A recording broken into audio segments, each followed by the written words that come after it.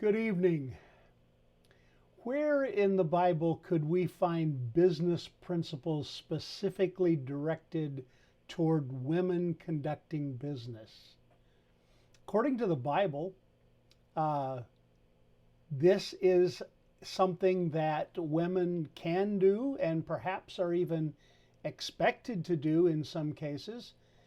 But we fight a feeling that by many in culture that says, "Oh, the Bible is against women. It's a book for men, and it's not a book that it basically trivializes women and puts them down." And that's just a false claim. It's not true at all. In fact, we're going to look tonight at a poetic tribute from someone named King Lemuel in the very last chapter of the book of Proverbs.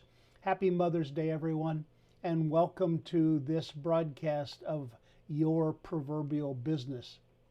If you see the ticker tape down at the bottom, I'm going to ask you, if you would please, to just sign in the comment section. Give me a name and a city where you're located, and that'll let me know who's listening and who's online. And I would really appreciate that if you would do that. All right. So I got a funny message. Of course, if any of you spend any time on Facebook, you know that not everything on there is meant to be totally serious. Glad for that. Maybe we need a little less seriousness on there. I don't know.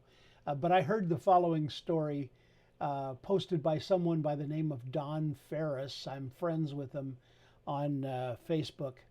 And he related the following story. Let me read this to you as I saw it. When a group of tourists visited a crocodile farm, the owner of the place launched a bold proposal. Quote, "Whoever dares to jump in, swim across to the coast, and survive, I'll give you $1 million, end quote. No one dared to move. There were crocodiles all around the place. And suddenly a man jumped in the water and desperately swam to shore while being chased by all these crocodiles. Well, with enormous luck and the admiration of everyone at the scene, the owner announced, 'We have a brave winner.' After collecting his reward, the couple returned to the hotel, and upon arrival, the manager told him he was very brave to jump. The man said, 'I didn't jump. Someone pushed me.' His wife smiled. The moral of the story: behind every successful man, there's a woman who pushes him." So he outswam those crocodiles, but it wasn't by his choice necessarily. I thought that was pretty funny. So what we want to do today is we want to look at these verses in Proverbs chapter 31, the last chapter of Proverbs. And although there's 9 verses at the beginning that introduce Lemuel and some things about Lemuel, we're basically going to focus on verses 10 to 31. And these are what is known as an acrostic, one of the methods of poetry in the book of Proverbs. Well, all of the prophetic books: Psalms, Proverbs, Ecclesiastes, Song of Solomon.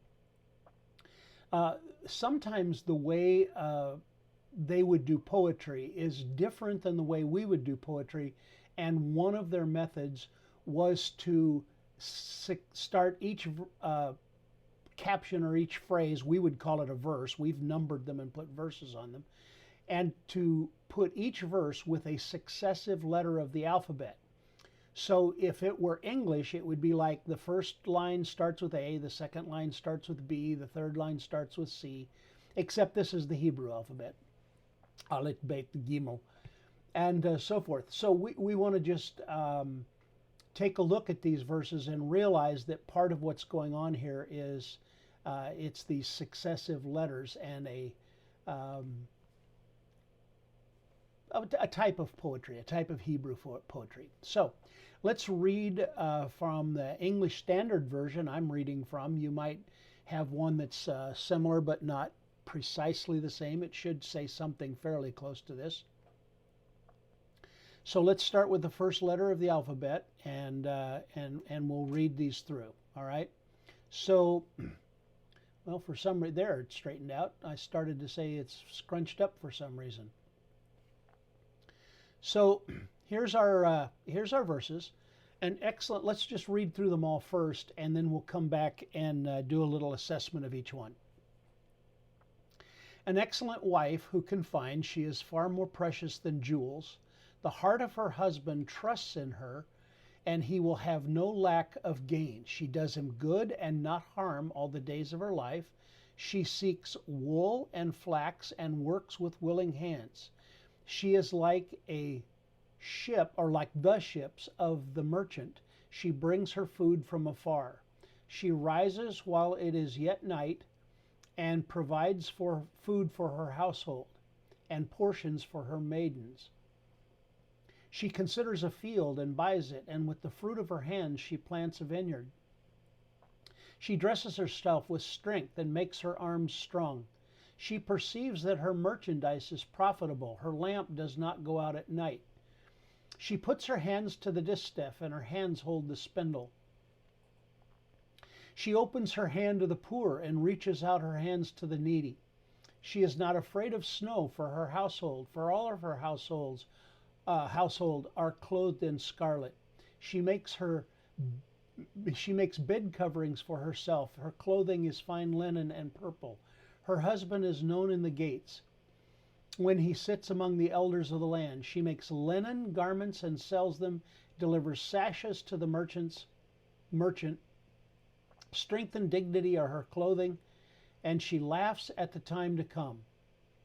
She opens her mouth with wisdom, and the teaching of kindness is on her tongue.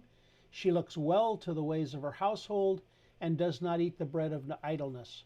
Her children rise up and call her blessed. Her husband also, he praises her. Many women have done excellently, but you surpass them all. Charm is deceitful and beauty is vain, but a woman who fears the Lord is to be praised. Give her the fruit of her hands, and let her works praise her in the gates. The gates being the place where the political discussions of the day and decisions were made. So before we get into these verses, there's quite a bit there about women in business. Before we get into these verses individually, let me say, just to put things in perspective, that I don't really think this means that any single woman will perfectly carry out all of these things without any lapse or anything else. I mean, who among us just goes about all of our lives and never deviates from the plan, never does something we regret, never slacks when we should be pushing? And so I want you to understand these verses are really meant to be an encouragement, not a discouragement. So this lays out an ideal. A man is giving a tribute to a woman. King Lemuel is giving a tribute to all women and holding up this great high ideal. And if you take it that unless you do all of this stuff perfectly and never fail, you're a failure, you've missed the point. The point is, here is something that is desirable. Here is something to ascertain, to attempt to attain. But take it as, this is the ideal, and there will be times of failure. There will be times of slip-ups. There will be times of laxness. And I don't want anyone saying, well, I can't live up to that ideal, so I'm not even going to try to live up to any of it. That's not the point. All right, so let's go down through these and look at them as encouragement. This will be some of what you will want to make sure that you are at least setting out in front of yourself as the goal. All right, so it starts out by talking not so much about a mother, but a wife. But the idea is that it's the woman of business, all right? And so the letter of the alphabet, as we move through it, talks about her value. She's more precious than jewels. And that's something that I think most women would say, that is a feeling they strive for, um, to be honored and to be what's the word I'm looking for, to be sought after and to be valued. That's what the verse 10 is saying. Um, if she's a married woman, verse 11 kind of makes an assumption here that she has a husband. He trusts in her, and she's moving the ball forward down the field, if you will. He will have no lack of gain.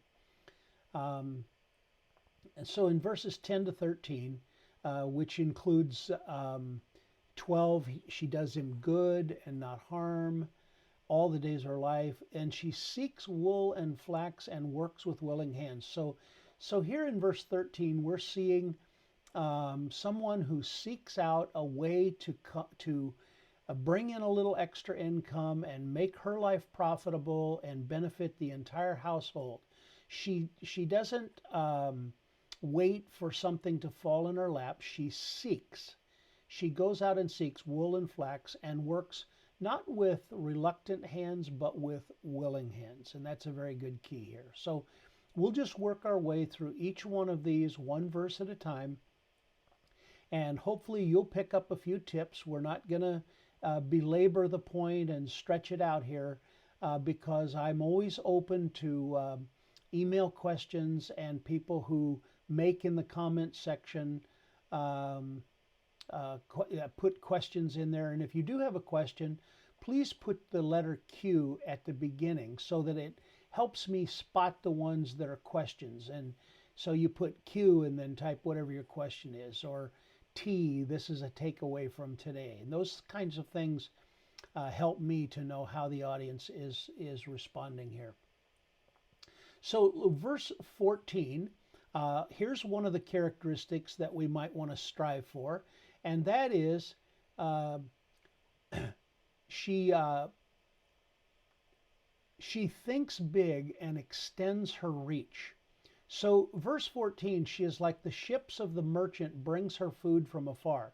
So she has a network of people, and that network can reach out and include a lot of people and perhaps even a lot of distance. And of course, today with so many online businesses, there are women that have a global reach, and they're reaching into many countries, and they network with many people. Before that, maybe some of you tied into business. I have a friend that just went big on QVC, a television program that helps people, women in business, find people who want their products, and people who watch that show find things that they would be interested in purchasing. And she has a cookie business, and she just went big on QVC. And I saw pictures of the trucks getting ready to ship the packaged cookies after she did that. So ways to just reach out. It's not just the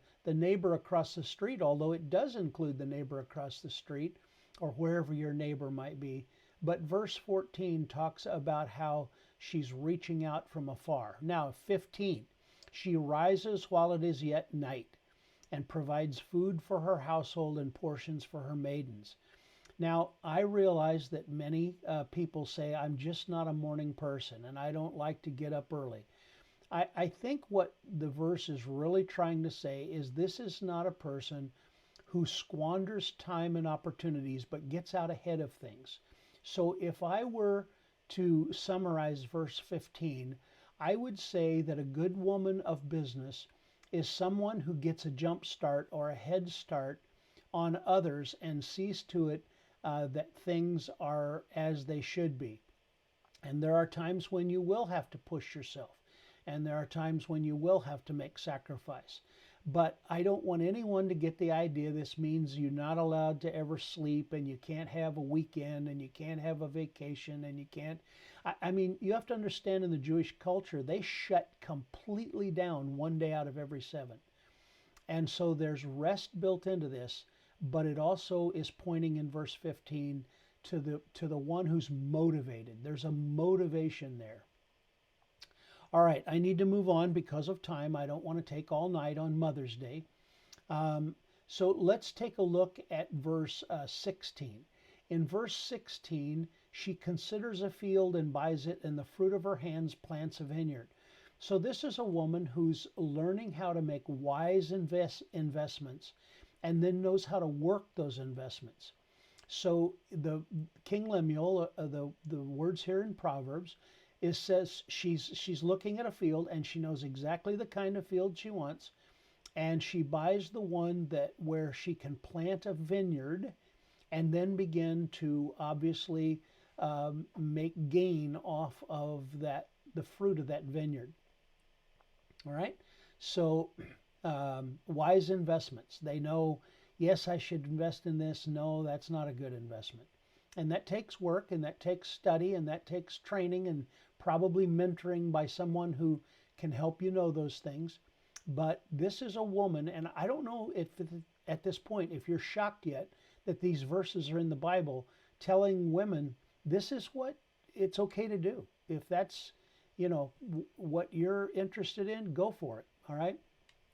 Now, so let's talk about verse 17 for a moment. So this is not quite, but approximately halfway through the list. And I want us to take a moment right now and realize that verse 17 is she practices some self-care. So I don't want any woman to hear this and say, boy, I'm just being pushed beyond what I'm capable of and I can't do anything. Look at verse 17. She dresses herself with strength and makes her arms strong. So in our world, this is someone who, let me just click on this little footnote here. And the footnote says, she girds her loins. All right, that's a Hebrew phrase. When they needed to run, obviously they would tie up their outer garment. And you remember when Peter needed to swim, he had to do the same thing. And so, so she dresses herself is the way we would say it. And she's taking care of herself. She's not just letting herself go. And again, this is not to put extra pressure, but to take some pressure off. Not everything is about profit. Not everything is about other people. Not everything is about giving others and not doing for yourself. No, she actually does for herself. And in the process of doing for others, she's doing for herself. And in the process of doing for herself, she's doing for others. And so, as far as I'm concerned, that workout routine that you get involved in, that time you spend at the gym, that mani-pedi, all of those kinds of things are a part of what a woman in business does. And so we'll keep all of that in mind. And then it also says,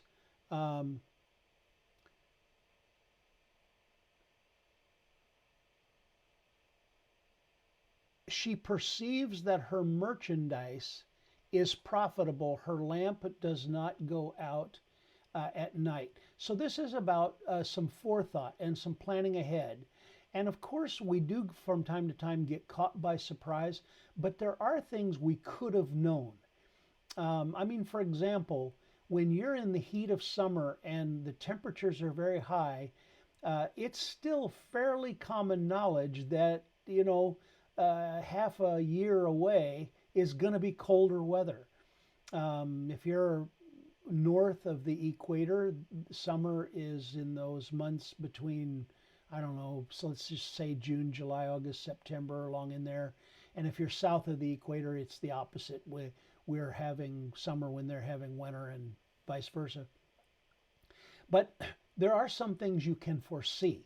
And that's what this woman is doing right here in verse 18. She is perceiving that her merchandise is profitable. So maybe in the summertime, she's making plans for Christmas decorations that will sell closer to Christmas. Or I don't know, I'm just trying to think of things. Her lamp doesn't go out at night, which means she's not running short when she needs it. All right, let's look at verse 19. I'm trying to move fairly quickly here. She puts her hands to the distaff, and her hands hold the spindle. So these are the tools of sewing and weaving. In those days, they would bring the wool in. You remember she back in the other verses, back up at verse 13, she went and got wool, and now she takes that wool and gets it ready for the spindle or the weaving. I don't even know all the terms that go for how the weaving was done. I'm not an expert in that area, but she's doing all of those things here, and she numbers 19 verse 19. She uses her skills for profit, so she has the ability to do the spinning and the weaving and the things that it takes for clothes making or whatever her skill happens to be, and that's what we're seeing here. So let's look at verse 20. She doesn't forget the poor, and she's a very generous person. So it's not all about just gathering for herself. She's making a profit, but she opens her hand to the poor. And that doesn't necessarily mean that she just gives it away. Maybe she offers them a job. Maybe she trades their labor for their own profit because that's what they're interested in. So, or maybe she does make a gift. So we want to just see that she's got a generous heart. And then in verse 21, you want to make sure that she is thinking about future needs and preparing for the needs of those who are depending on her. She's not afraid of that snow, but she sees to it that the clothing is there. Now, in our day, that's probably more purchasing a coat rather than, making a coat. But the idea is there, and it's there for the woman in business. She's got it planned out. She doesn't wake up one day and say, boy, I'm really cold, and I didn't think about the fact it was going to get cold this winter. No, that's not her. She's thinking about future needs and making preparation. Verse 22, she experiences success, and she's allowed to live and enjoy that success. Verse 22 says she makes bed coverings for herself, and her clothing is nice. It's fine linen and purple, which is the color of royalty. She's living a life that shows that she's making it. It's not a completely selfless approach. She's generous to others. She takes care of those for whom she has responsibility, but there's also plenty there where she's seeing the benefit as well. Her husband is known in the gates. Again, that's where the elders would sit and make the important decisions, and she's very much a part of that and pushing him in where the crocodiles are, or something like that. So that's a very important thing as well. Verse 23, that's if she is married, all right? Verse 24, excuse me, I keep saying number. She sells things that she herself creates and manufactures. She makes linen garments and sells them. She delivers sashes to the merchant. So she has goods, she has wares. In this case, she manufactured them herself, and maybe you wind up in charge of, as my friend is, making cookies, or what it is that you are able to produce. Because business is really about producing something and then exchanging it for a profit. And that's what we want to understand here. And this man is praising any woman who's able to go out and do this, and holding up this very great high ideal that she's able to do that. Now, according to the next verse, she enjoys freedom from fear. All right, strength and dignity are her clothing, and she laughs at the time to come. So we want to make sure that we understand that she doesn't fear the future. She laughs. She laughs at the time to come, and that means that she's made proper preparation. She opens her mouth with wisdom, and the teaching of kindness is on her tongue. So she shares the wealth of experience and knowledge that she has with others, and she sees that they benefit. She mentors other women around her and helps them get going in business, perhaps, or gives them a job in her own business. All of that is very much an important part of the woman of business. All right. So, and then the last one is again going back to the concept of diligence rather than just a lazy person who's wasting their life. She's held up as someone, verse 27, who looks well to the ways of her household and does not eat the bread of idleness. The bread of idleness, that's in my mind, the joke is, sitting in front of soap operas and eating bonbons. And that's not exactly a productive way to spend life. It's not that there might not be an occasion where that happens, but we're talking about making that a day-to-day, everyday practice, and that's just not good. Now, we're going to wrap up with verses 28 to 31, kind of all summarized together, because what happens is those who are closest to her see that she is what a woman is held up as a good ideal, and so those closest to her begin to say nice things about her, her husband, her children, all other folks. Verse 30 says that she's not trying to get charm and beauty to be what she's not chasing after that. She's chasing after a fearing of the Lord and being fruitful. In verse 31, she gets to enjoy the fruit of her hands, and her works praise her in the gates. Now, here at Your Proverbial Business, we do not just tell people, you should think up some business. We actually try to help people do that. And if you are interested in being a part of some coaching or some help in business or whatever it is you might want, get a hold of me. The email is steve@yourproverbialbusiness.com, and give me a shout out, and we'll see how we can help you and how we can make it work together. All of this was meant for you to enjoy Mother's Day and to see a goal to strive for.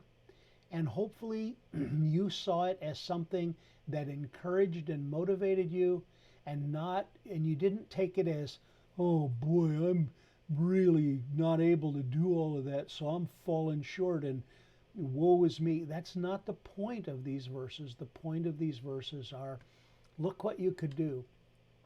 Give it a try, and hopefully that's exactly what you'll do. So we're going to kind of start to wrap up here, and I always like to close in a time of prayer and then a blessing as well. And so let's just ask the Lord to bless mothers everywhere and to allow them to experience these joys and be motivated to try some new things, and not to get down on themselves, but just to hold a goal in front of them that they strive for. Lord, would you bless them in that way? And now a blessing, one that I will make up on my own and not be taken from Scripture, and that is, may the Lord bless your energies and your efforts. May He show you His path, and may you be encouraged not only to follow that path, but may you experience the fruit that comes from that path. God bless you, and enjoy the rest of